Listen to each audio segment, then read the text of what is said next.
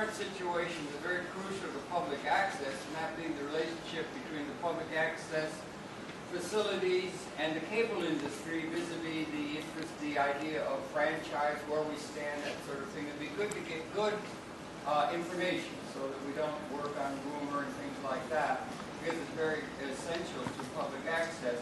He gave me a minute or two to share with something with you, which I'll do in case. I had an idea myself, being interested in public access for a long time, about what we might do in public access in order to bolster its image and that. And it is essentially to build upon a PSA campaign that C-SPAN has been running these last few months, celebrating the 30th anniversary of that very important service to the American and world society that is totally supported by the cable industry wholeheartedly and forcibly. And they've got a series of PSAs that they've put together.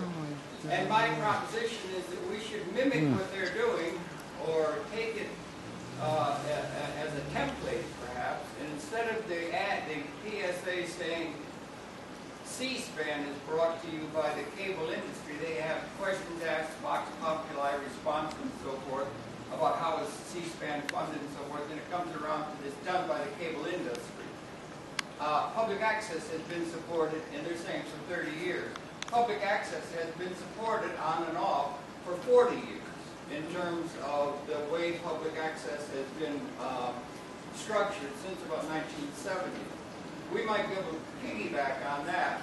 And I put together a little note. I've got about 20 copies if you want a copy of it. Or if you give me your cards, I can send you a link to it. It's on the, I can send you an email with the link.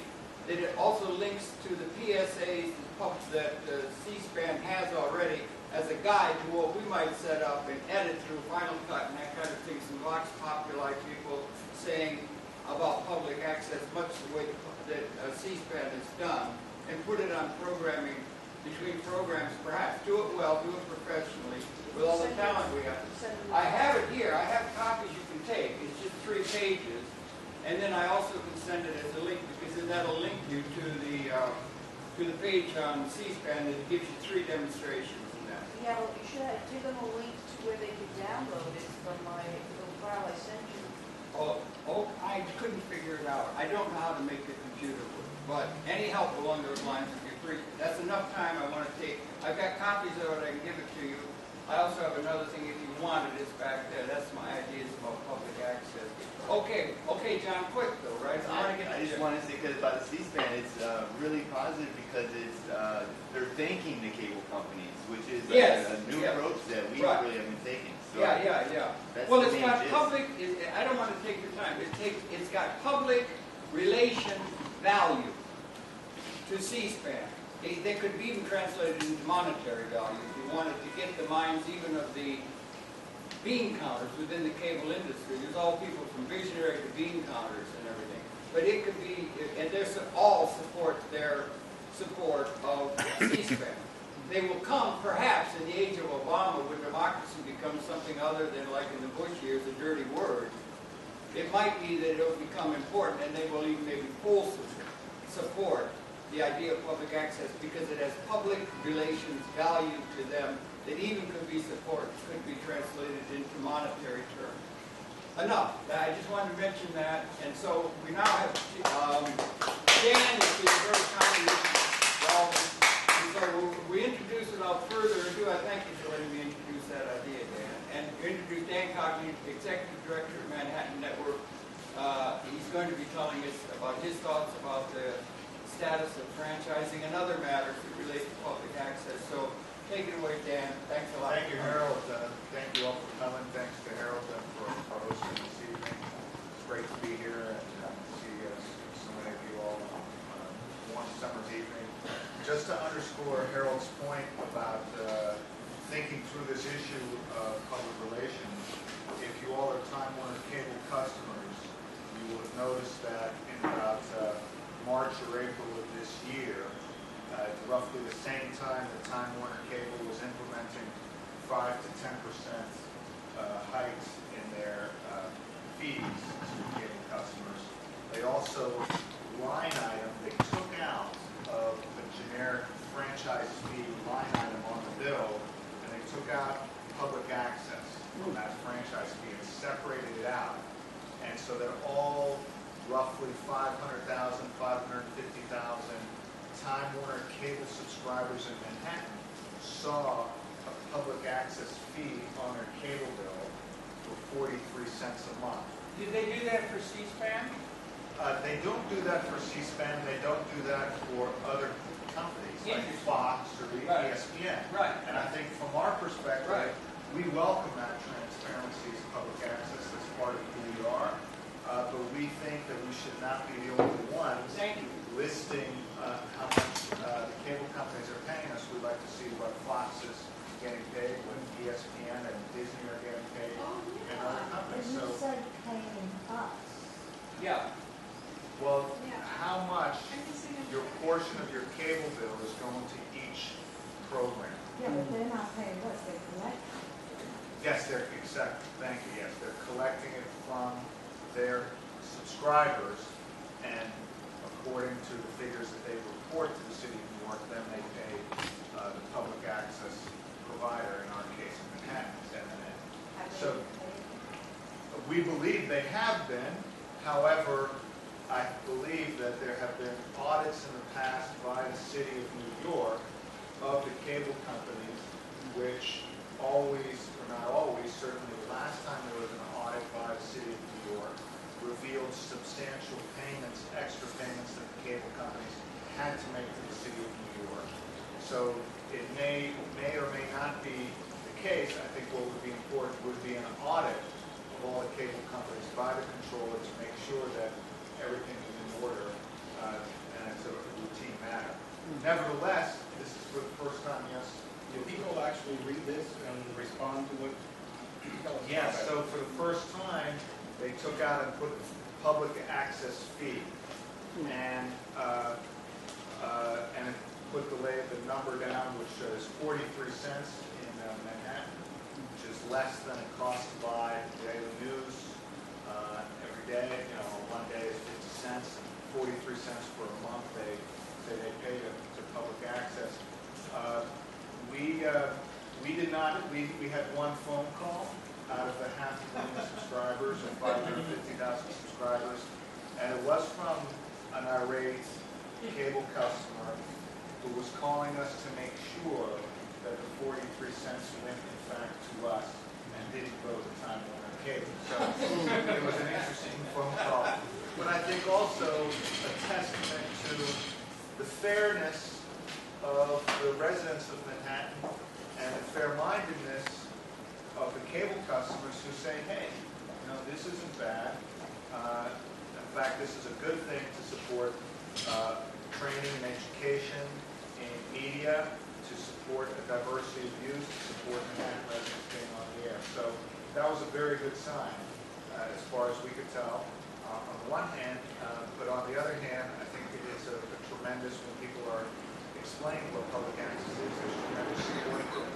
By the way, we did a survey of Manhattan residents, a scientific survey of 400 residents about public access, and we asked them what they would be willing to pay every month, and they responded $2.89 a month.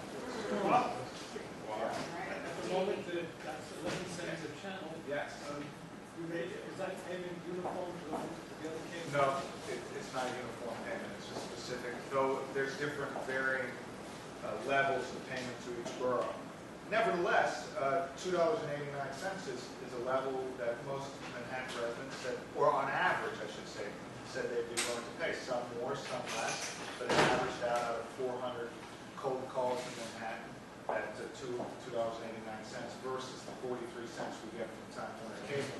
By the way, Verizon is paying $1 per sub per month, double that. So why is there a difference? Well, we're hoping that Time Warner Cable comes up to what Verizon is paying, because that, we believe, is the new standard. If you remember, Verizon came into the market about a year and a half ago, a year ago or so, and that was the level in which they came in, and that's the level that we have Cablevision and Time Warner adopt as well. Does that mean Verizon is collecting $1 from the public? That's what that means, yes. So we feel that, you know, the residents of Manhattan want to greatly increase their support for public access, and we feel the incumbent cable operators ought to do that. I can get into that later, but at any rate, that's just a side note. It's really important that when they line item that thing, and we explain to people in Manhattan who we are and what we're doing and what that money is going for, because they need to know it, and we want to show it to them. And something like what Harold was talking about, I think is very important to show and to thank people and to thank the cable companies, frankly, you know, who have, whether kicking and screaming or not, you know, and certainly those within the cable companies who support this as a public service. So we'll get into this in more detail. Yeah, I just wanted to The give public affairs, the public relations issue is very important. Wanted to give a chance for people to do something that might be valuable to the public. There's things to be done. We have to get Because people are seeing it on their bill and they want to know more, and they ought to be able to know more. Yes. Why is the Time Warner picking out public access independently of all the other companies? Do they have something against us, or are they just like, what's going on with that? Good question. The cable companies, generally speaking, are permitted around the country to specifically line item the money that has been allocated to a local public access center or to a public education or a government center. They're permitted to do that. But when they negotiate deals with other providers, they generally don't provide that information to the public for a variety of different reasons. It could be as simple as, well, if it's Fox News and most Manhattan residents are paying $10 per sub per month to Fox News, many people perhaps in Manhattan might be rather upset about that because they're not, you know, extreme right-wing ideologues. So they don't want, the cable companies, generally speaking, don't want what they call a la carte, picking and choosing and cherry picking off a programming lineup. However, when it comes to public and educational and government access, which maybe might be a cost that the cable companies want to highlight, some say in order to generate opposition amongst consumers to public and educational and government access channels, then they highlight it. It's very typical, like in a phone bill, you'll see certain costs highlighted, like universal service access.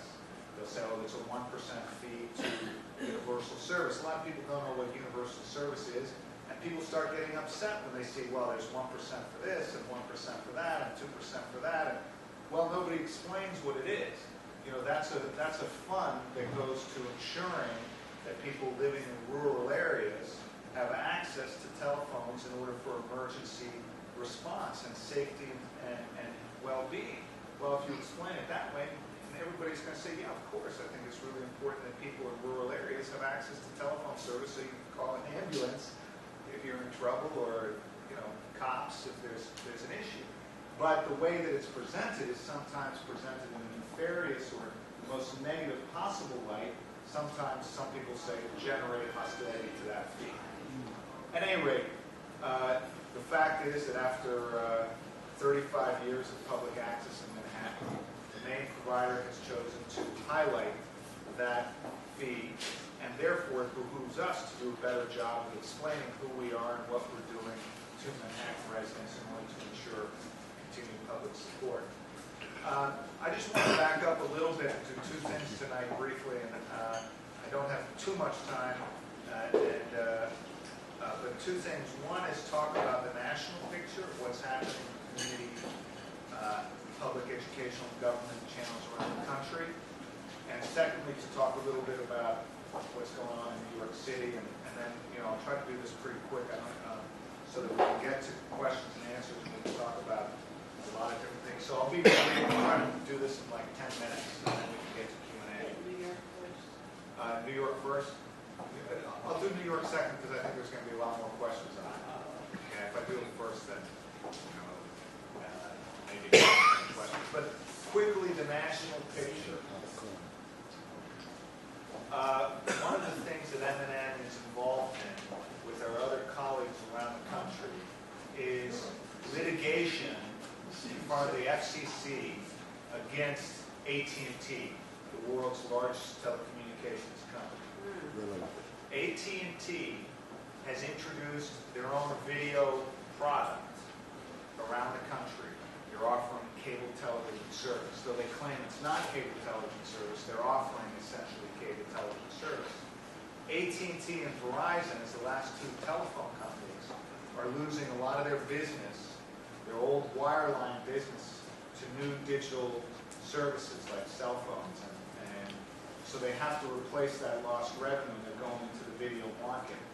And what they're trying to do, and what they're offering in terms of a PEG product of a public educational government access channel, is they're saying that you can go get your public access on a generic channel 99, say you live in Illinois, maybe a suburb of Chicago, and you have your local PEG channel that gives you a water boil order or something. The water main breaks, the water is contaminated or something, and they're trying to warn local residents not to drink the water, and you watch your local PEG channel and it gives you an emergency alert. But now to get that channel, you have to go to channel 99, then you have to scroll down a menu.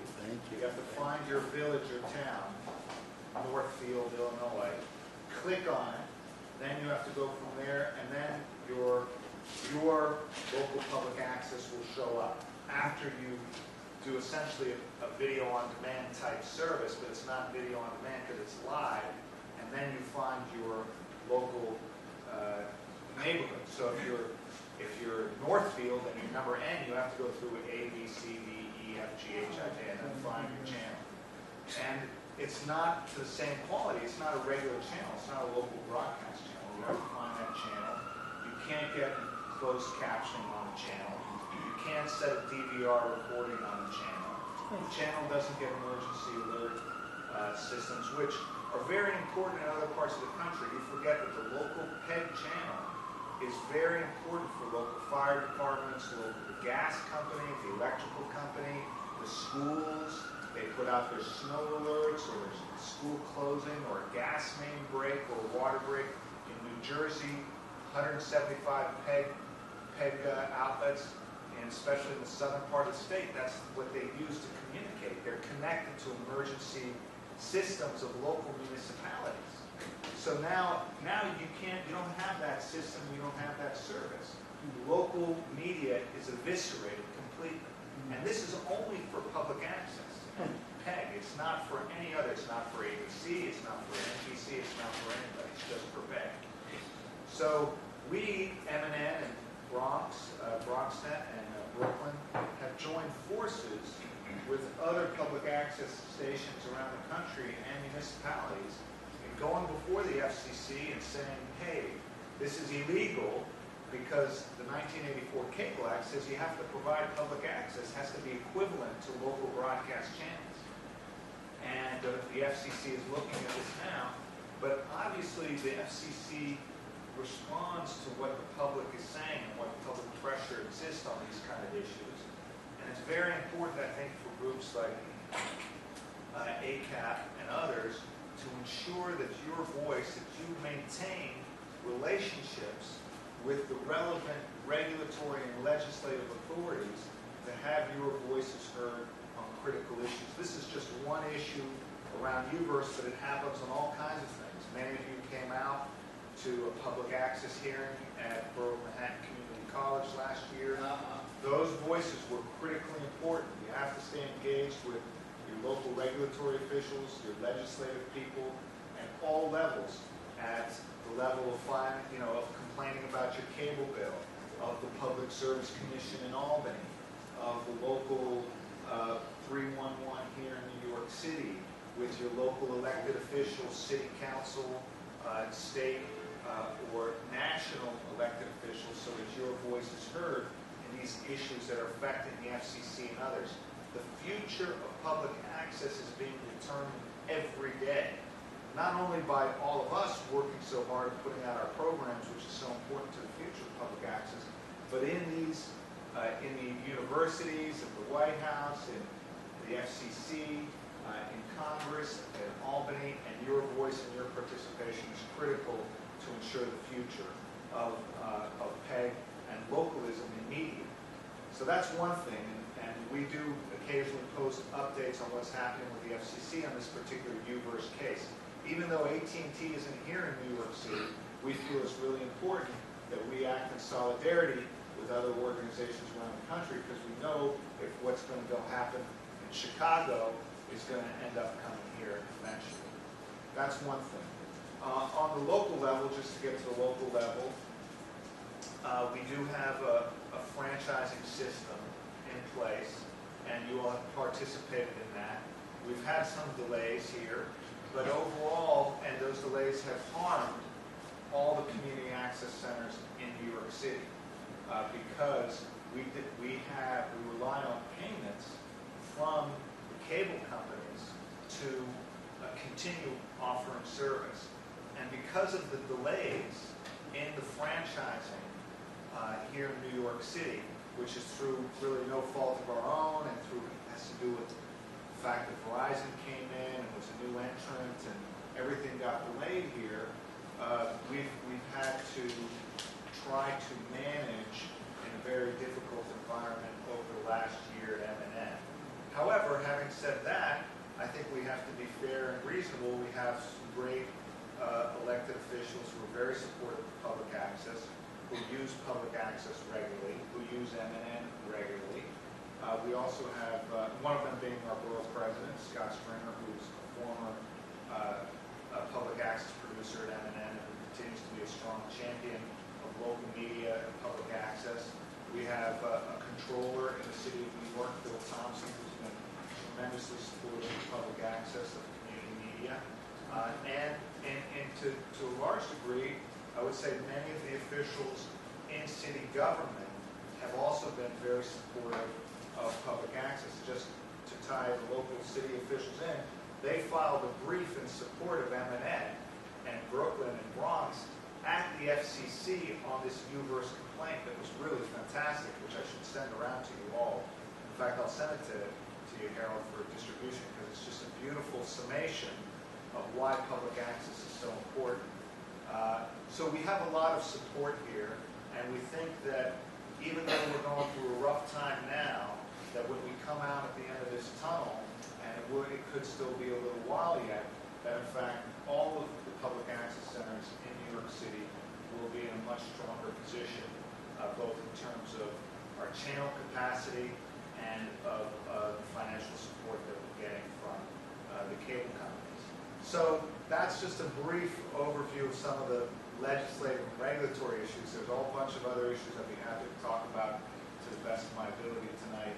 We can talk about things happening in M&N, any concerns you might have in M&N that you'd like to share, anything on the national picture, and even the international picture. I got an email yesterday from a deputy mayor's office in Paris who has somebody here this week, and they want to come by M&N and take a look at it because for them it's a model that they're trying to implement in Paris. So the work that you do every day as public access producers, is not only tremendously important for the message that you're getting out, but as somebody, I forget who it was, Harold, who said the message is in the medium.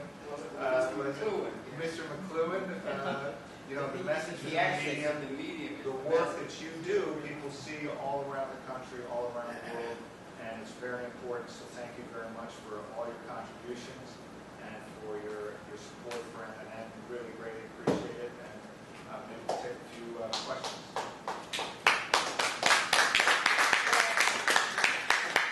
Thanks for that. When do you think the franchise agreement with the cable companies that is relevant to your operation is going to be culminated?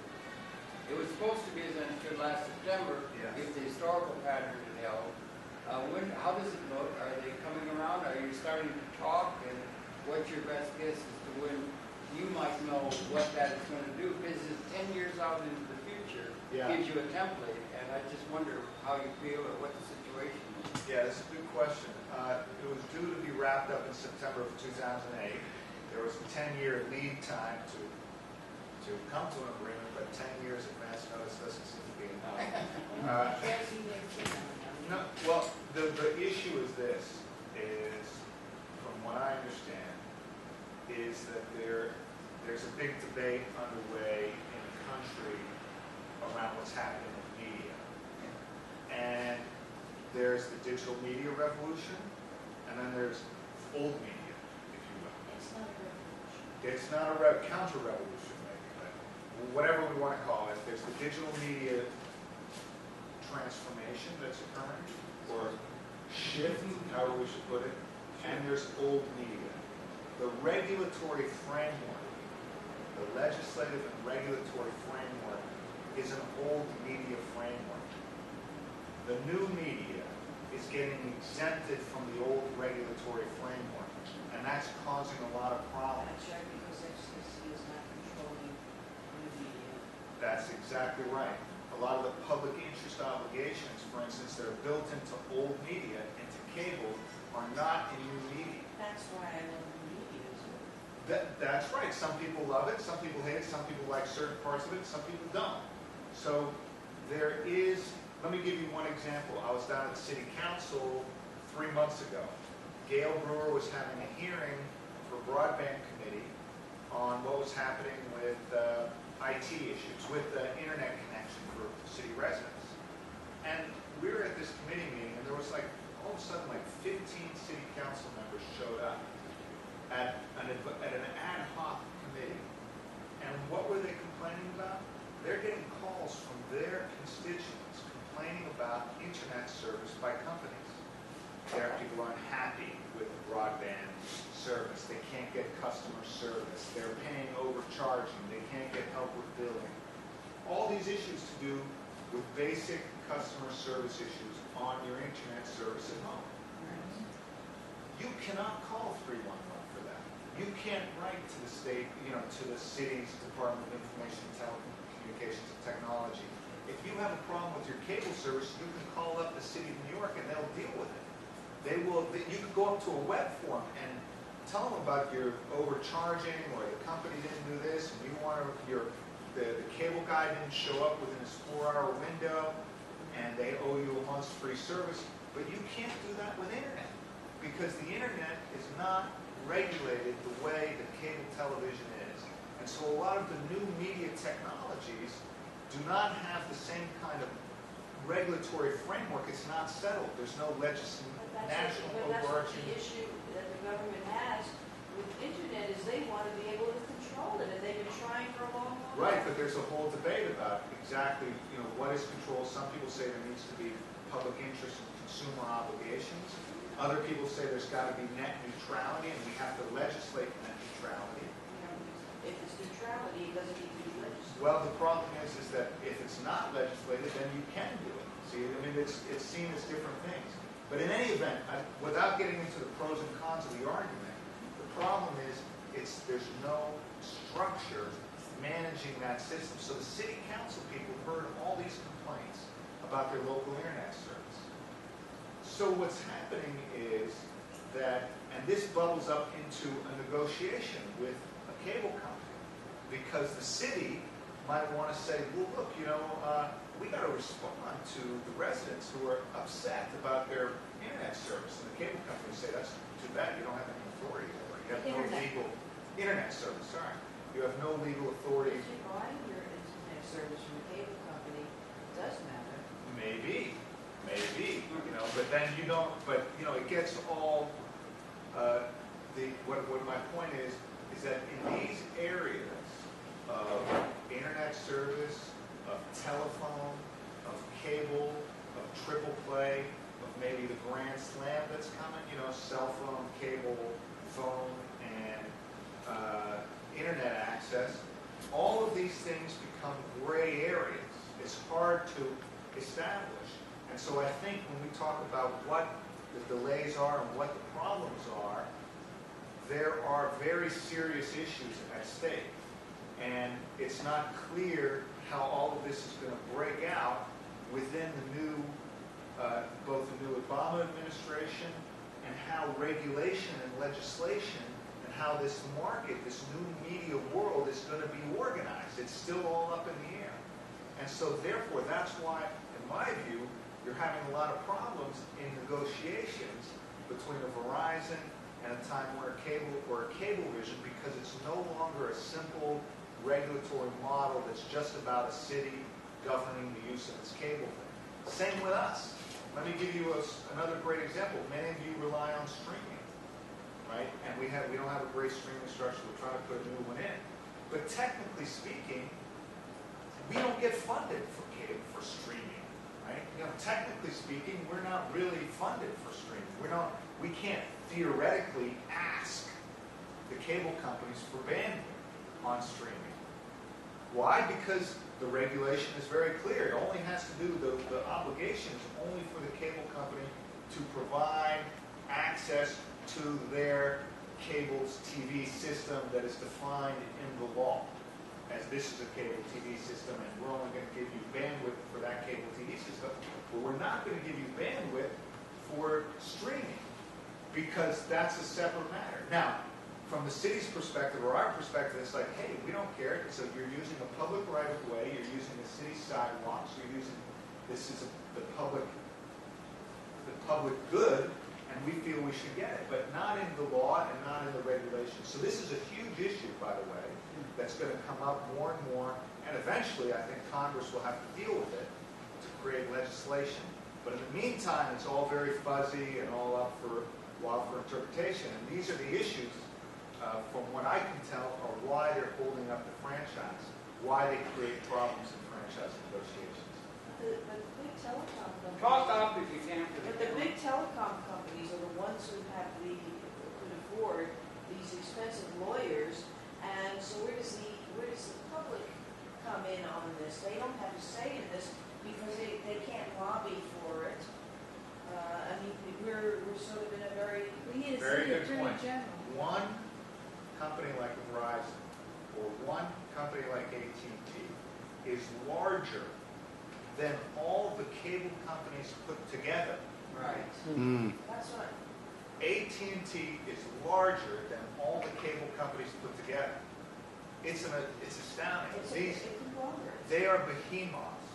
They're huge. In New York State, Verizon is the largest single private employer. They employ a lot of people.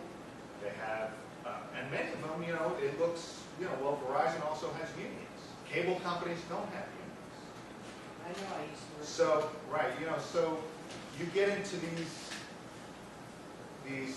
political nuances, but it's true. So where's the public? And what is happening, of course, is it's very hard to go up against AT&T. It's very hard for anybody. I mean, if the city of New York might be able to do it, to go up against Verizon, quasi. But if you're, Johnson Township in, southern New Jersey, how are you going to fight against AT&T who can come with all the lawyers? Or if you're local public access producers, it's not an easy struggle. But I mean, we have to figure that out. That's our problem, and that's a problem we're dealing with all the time. Has any cable company ever objected to the use of the money that public access gets for putting programs on the channels for doing internet activity? No, I'm not suggesting that. I don't, Okay, I'm just. that's a bugaboo where I am. What's that? At the access center where I am associated, that's a bugaboo. Oh, you're not allowed to do that. We can't get on the internet because somebody's going to complain. So, Yeah. is there any basis of reality for that? Well, there may be. I would find it difficult to. I mean, there may be an issue about it, but I think it's a bugaboo. yeah. I mean, I can't imagine that a cable company would really go after a local Which public one is access center harder? for streaming audio, video. It's not worth it. It's so de minimis. Let me put it that way. So in other words, he's saying in Queens, you're discouraged from going on the internet? Yes, we do not stream. Our access producers programs do not get on the on demand on our channel. They go to someplace else. Yeah, I tell you what, there may be other issues involved. I don't want to get into that. I just wanted to see if Yeah, there may be other issues besides that, but my view, I don't believe that the cable companies will come after us for that. I was talking to people at M&M, and just like people around him, I heard rumors of like how the configuration for the internet, like how they're going to stream the video and the future methods.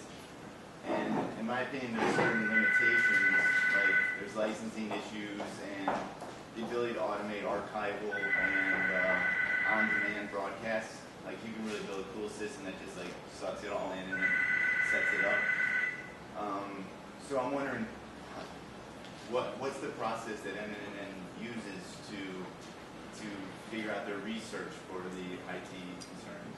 I mean, do you guys have a company to talk to, or is it all in-house?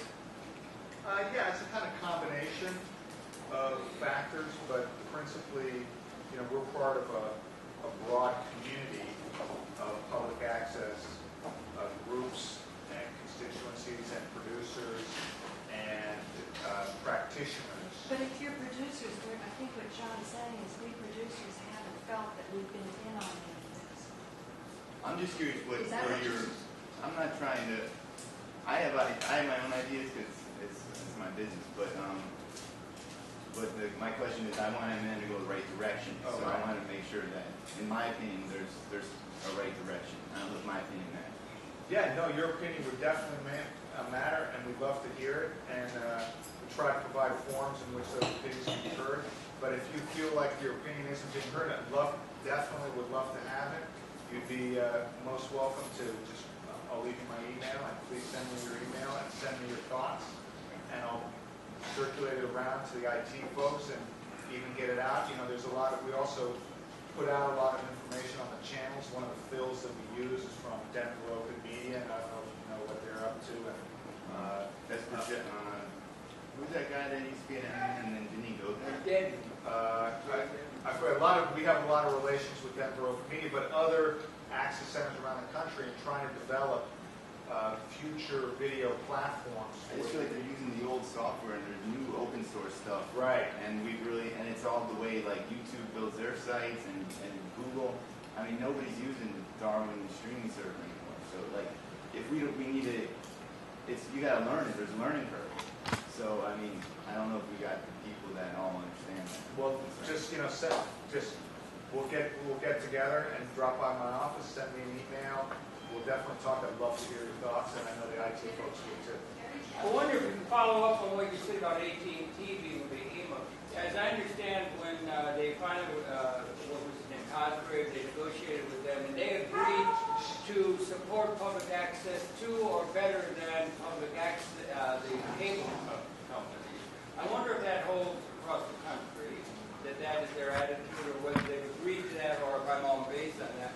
One other thing, are there public access facilities, say in Iowa or someplace, where they've negotiated within this year, or they've negotiated a new 10-year franchise with the cable company and it should work out? Or is it Stacy's everywhere in the country for public access? Are some places on calendars different than other places and that kind of thing? Yeah. Well, here in Manhattan and New York City, the big telco company, Verizon, had to strike a deal here that was much better for residents of New York City than any other deals they're striking anywhere else. Really? We are the national standard with Verizon from what we understand. Okay, that's good. Or let's say we're quite high up in the national standard, I think, relative to what other municipalities have been getting. So that is very positive, and that's a reflection, for instance, of, Verizon was at the cable access hearing, so they saw everybody there, right? So, they had a real sense of what's going on in the city. That's a big development. That's very important. So I just got a call, for instance, from Pittsburgh the other day, and I just sent out like 15 letters to all the Pittsburgh City Council members and the mayor of Pittsburgh describing what Verizon had done in New York City in order to get them to do the same deal in Pittsburgh. But they were not getting the same deal in Pittsburgh. So it varies around the country. In terms of what is happening to other public access centers, both in terms of 10-year deals or not around the country, unfortunately, what's happened in recent years for the telcos to get into the business, they've tried to wipe out local franchising, where local municipalities control the local rights of way, and they've tried to make statewide laws in places like Albany or Sacramento or wherever to get more favorable terms of entry into the marketplace. And because of that, a lot of local public access centers have been wiped out. I think there's 51 that got wiped out in California, just in California alone. In California, there were 12 in Los Angeles. Yeah. So there's some struggles. But on the other hand, I just got a call from Philadelphia Public Access, fifth largest city in the country, hadn't had a public access center for years, hometown for Comcast, which had fought it tooth and nail. And they just won a public access center in Philadelphia. Wait, but what Finally. are the ones that closed up in California? Yeah, right. So I'm just answering Harold to say, look, I don't think there's a national, one national trend. There's little micro trends happening, but actually overall, if we were to say on the scale, it's not as good for us. I think the losses outweigh the gains, unfortunately. I just wanted to know, as far as M&N is concerned, who is paying and who is, as far as those people who have franchise agreements, who's been paying and who owes you money?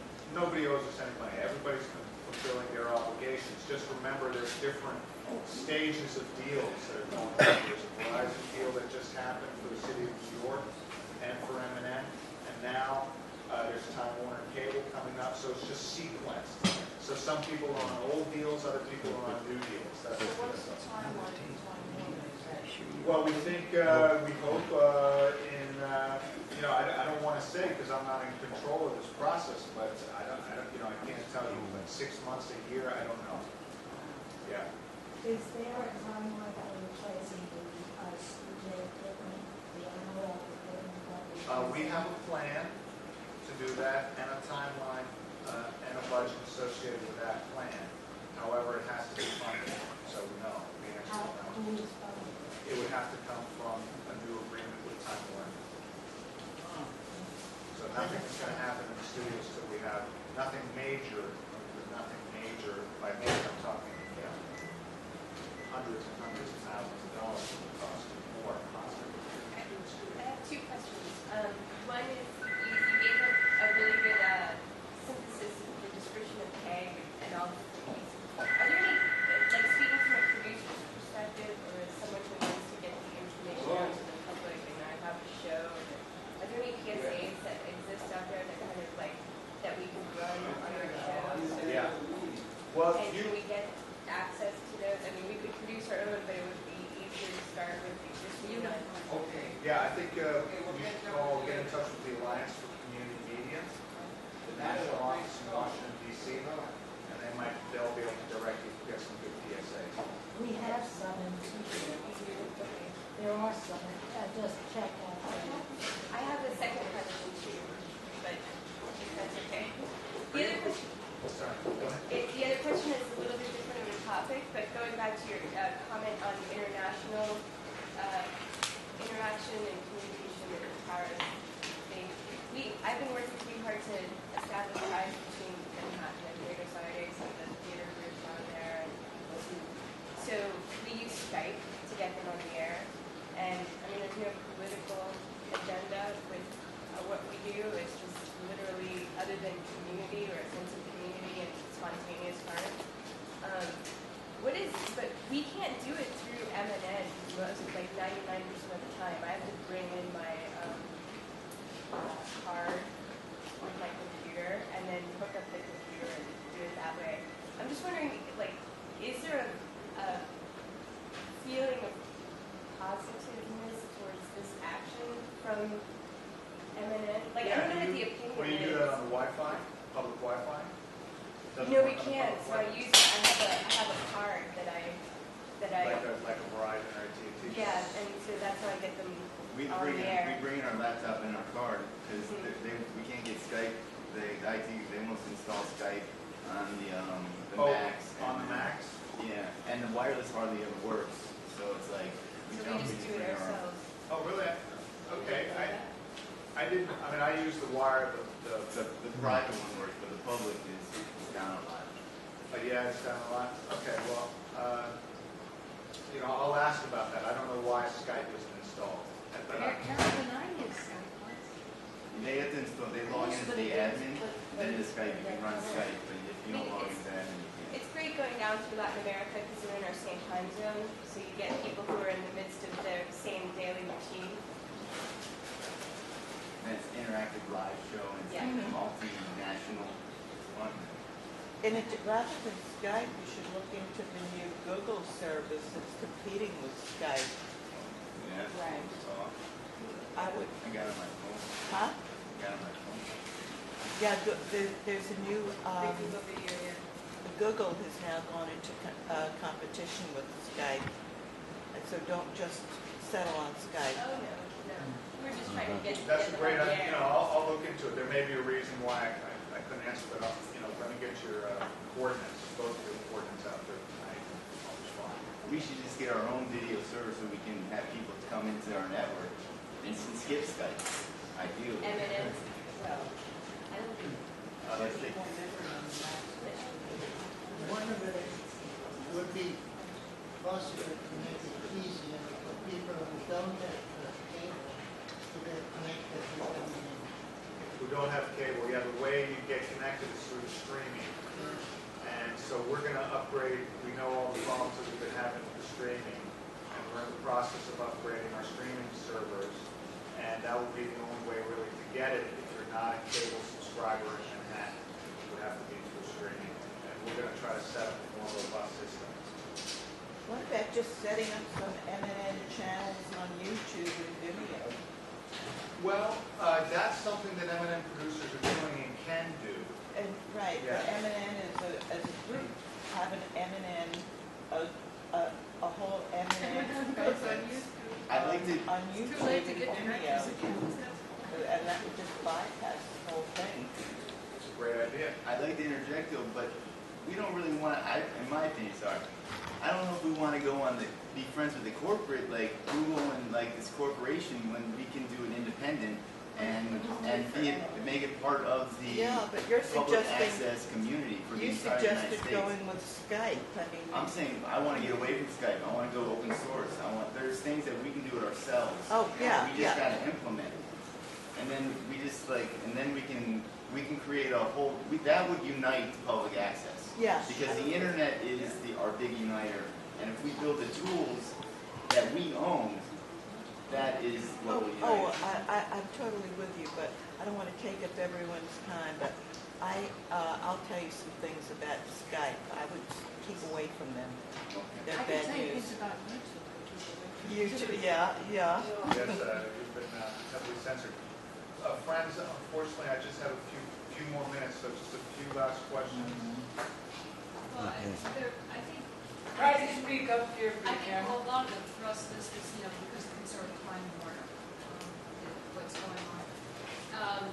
What can people do here? There were some ideas about what can we do that helps support the cause of what we're trying to do with negotiations. And what's the call to action? What can we do as a group or individually? Yeah, I mean, I think the point that I would stress, and it's not specific to any one fire that's burning right now, but rather a more strategic approach, which I think ACAP and other producers need to really, get busy on, which is to organize yourselves and your and your group in a way that you're 1,000 strong, or 500 strong, or 1,500 strong, and can mobilize yourselves as a constituency that's going to have an influence, whether it be on a micro local level, or on a national level, or on an international level, Buenos Aires and Paris. So that would really be my take-home message: is things are changing fast, and we're going to have to really be a part of all these discussions and activities. I mean, it could be as simple also as individual stuff. Join a public interest media advocacy organization, like Free Press or something. I'm not, saying Free Press is the best or not. I mean, there's groups like FAIR in New York City, Free Press. All these groups are, dealing at some level around advocacy. But I think it's very important that ACAP interact locally regionally on all kinds of issues, and being present on these issues around. I agree with you, and we have a group on LinkedIn. Speak up. We have a group on the internet, on LinkedIn. LinkedIn is a professional networking, social media site, and you should all look for the ACAP group on LinkedIn, and we can all communicate with each other and mention Free Press, and I put in their RSS feed in the news, so everybody should be getting the news from Free Press. And if you can think of any other RSS feed we should be streaming on LinkedIn, I'll add it. You sent me a few of them. Yeah, I have no idea how to make LinkedIn work. I don't Well, that's know all where right. it is. No, I'm talking about the sites that you sent me. No, and Josh, the last question. Yeah, what are the current guidelines for offensive broadcasting? You know, before you took office, we had a Nazi program, we had a very offensive Jewish Defense League program, we had very sort of embarrassing transvestite programming. What are the current guidelines on programming? Well, current guidelines are generally two things. One is the First Amendment and the way that the First Amendment has been interpreted and applied. And that is our principal guide. Now, obviously, there's some areas there which are difficult to deal with, but that's one. And the second, so one is the law, whatever the law is at a time, governing at a particular period. And secondly is FCC guidelines or practices, and the way that they interpret various laws and apply them. Broadly speaking, I have to say, Josh, in the last 3 years, we've had very few issues around content in what public access producers submit. So I get, occasionally there's some inappropriate pornographic material that creates problems, commercial content that creates problems, some other, difficult situations that aren't great, maybe some issues around mistreatment of animals on films, on videos. But more or less, there's been no real free speech, First Amendment issue that I can recall off the top of my head at MNN in 3 years, as opposed to, say, 10 years ago when from what I understand, looking at the files, there where it's like every day had something. So, and I'm not aware of, and I don't get complaints about offensive, I rarely get complaints about offensive programming, though it does happen from time to time. Cable isn't regulated by the FCC. Only over-air broadcast. Yes, but the cable casts are as well. Are there over-air broadcasts anymore? The big switch to digital. No, I mean, that's a whole other issue about who really owns the airwaves. I mean, was it 1986 when they changed the ownership of the licenses of the airwaves? And, how they're selling the rights to the airwaves to the telecom companies, giving them even more power. I believe. Colleagues, friends, I do have to leave, but thank you very, very much. Follow Chairman Channer. Well, no, I don't know. Chairman Tanner. Well, thanks, Dan. Thanks a lot for all the questions. I'd be glad to see when they finally get a franchise agreement that gives you a solid idea what you can do for 10 years. Thanks a lot for coming. Sorry we end up. Yeah, I was just saying again, if anybody's interested in that idea, I don't know if it flies or not, but it seems to me that might be something we could do by getting and I put a thing together, and you're welcome to take it. Or if you give me a card or something and say on the card, PSA committee or PSA issue, then I'll be happy to send you a link to it, to a 3-page thing that I laid out about what we might do to set up really professionally produced PSA, 30-second PSA singing praises of public access. Thanks a lot for coming. We can mix and mingle, and thanks a lot. Thanks again, Dan, very much. Okay. Yeah. What is that?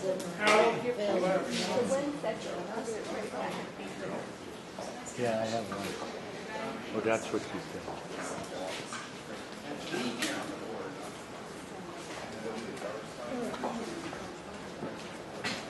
How much time is left?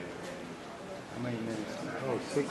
Oh, we got it in one take. Good. I got it on one take. Once you get yourself. I have the great, I got everyone. Let me get Paula Gloria. I did get her once. Here she is.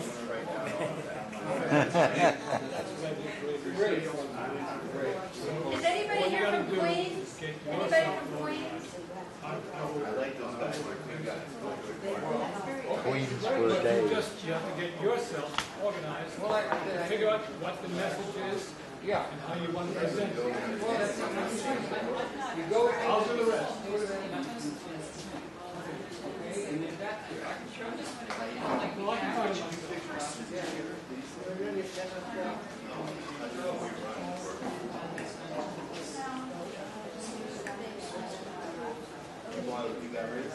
How do you do?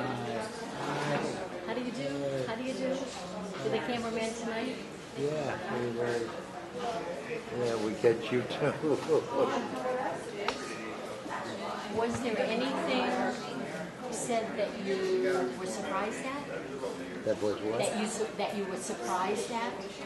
Well, that the digitally, we're really moving ahead, and we have good opportunities ahead. I was glad to hear that. I don't know, when he said that, I don't know, he was less optimistic or something, cable access. I made sure. No, I'm just getting that. Oh, I see. So how are you doing? I'm okay.